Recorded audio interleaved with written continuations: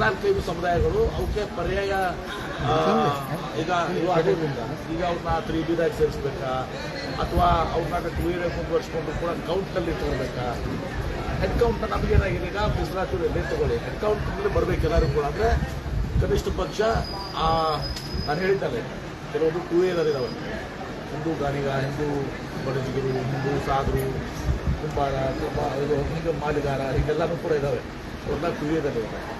ಆ 2Aದಲ್ಲಿದ್ದವರು ಅವರು ಲಿಂಗಾಯತ ವೀರಶೈವ ಅಥವಾ ವೀರಶೈವ ಲಿಂಗಾಯತ ಯಾವುದು ಕೂಡ ಬರ್ಸಿಲ್ಲ, ಲಿಂಗಾಯತ ಅಂತ ಬರ್ಸಿಲ್ಲ. ಅವರೆಲ್ಲರೂ ಬರ್ತಾರೆ, ಹಿಂದೂ ಗಣಿಗಳು, ಹಿಂದೂ ಸಾಧುಗಳು ಬರ್ಸಿದ್ರಿಂದ ಅವರೆಲ್ಲರೂ 2Aದಲ್ಲಿರ್ತಾರೆ. ಆ ಜನಸಂಖ್ಯೆ ನೀವು ತಗೊಂಡ್ರೆ ಅದೊಂದು ಜನಸಂಖ್ಯೆ ಅದೇ ಒಂದು 25 ಲಕ್ಷ ಆಗುತ್ತೆ.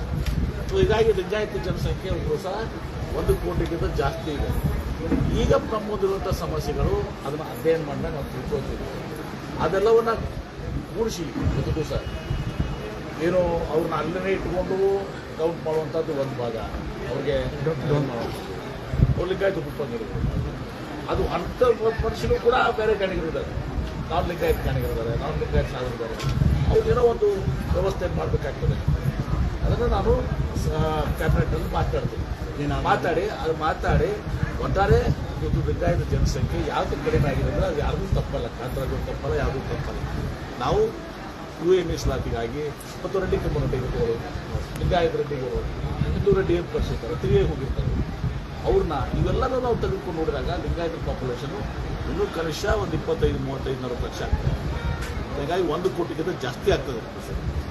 ಇವ್ರನ್ನ ಯಾವ ರೀತಿ ನಾವು ಏನು 3B ತಂದಿದ್ದಾರಲ್ಲ ಅಲ್ಲಿ ತರಬೇಕು, ಅದಕ್ಕೆ ಆ ಸಮುದಾಯಗಳು ಒಪ್ತಾರ ಇಲ್ಲ ಗೊತ್ತಿಲ್ಲ, ಯಾಕಂದ್ರೆ 2Aದಲ್ಲಿದ್ದಾರೆ.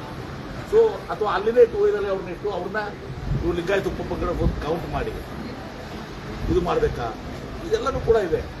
ಅಷ್ಟು ಸರಳೂ ಕೂಡ ಇಲ್ಲ, ಯಾಕಂದ್ರೆ ಆ ಸಮುದಾಯಗಳು ಒಪ್ಪಬೇಕಲ್ಲ ಏನ್ರಿ. ಸೊ ಹೀಗೆ ಅದನ್ನು ನಾವು ಅಲ್ಲಿನೂ ಕೂಡ ಕ್ಯಾಬಿನೆಟ್ ಚರ್ಚೆ ಮಾಡ್ತೀವಿ. ಮತ್ತು ನಾವು ಅಲ್ಲಿನೇ ಇಟ್ಕೊಂಡು ಅಲ್ಲಿನೇ 2Aದಾಗೆ ನಾವು ಆ ಸಮುದಾಯಗಳು ಇಟ್ಕೊಂಡು ಅವ್ರನ್ನ ಲಿಂಗಾಯತರನ್ನು ಪರಿಗಣಿಸಿ ಆ ಲಿಂಗಾಯತ ಅದರಲ್ಲಿ ಇದು ಮಾಡಿ ನಮಗೆ ಬಂದಿರುವಂಥದ್ದು ಈಗ ಎಷ್ಟು ನಮ್ಮ ಜನಸಂಖ್ಯೆ ಅಂತ ಜನಸಂಖ್ಯೆ ಅಂದರೆ ಅವಾಗ ಅವೆಲ್ಲನೂ ಕೌಂಟ್ ಆಗಿದ್ರೆ ಸುಮ್ಮನೆ 35-40 ಲಕ್ಷ ಜಾಸ್ತಿ ಆಗ್ತದೆ. 25 ಆಗ್ಬೋದು, 35 ಆಗ್ಬೋದು, 40 ಆಗ್ಬೋದು.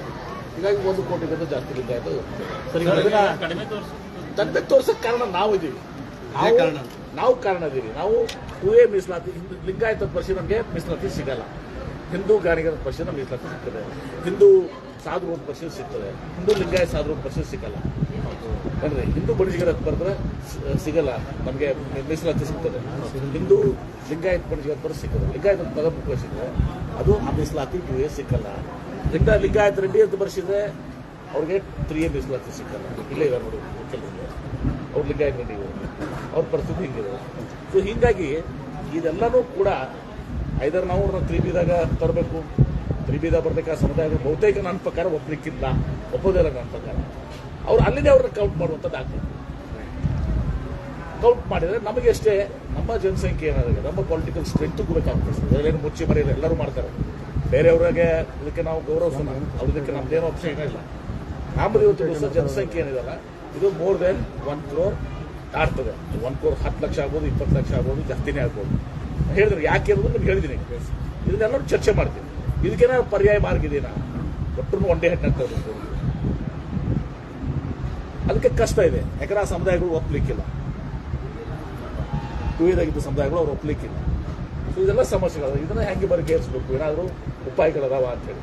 ಆದರೆ ಇಷ್ಟೇ ಯಾವುದೇ ಸಂಘರ್ಷಗಳಿಲ್ಲ, ಎಲ್ಲರೂ ಕೂಡಿಸಿ ನಮ್ಮ ಲಿಂಗಾಯತ ಇದು ಪ್ರಶ್ನೆ ಬಂದಾಗ ನಾವು ಕೂಡಿಕೊಂಡು ಚರ್ಚೆ ಮಾಡಿ ಇದನ್ನ ಒಂದು ತರ್ತೀವಿ.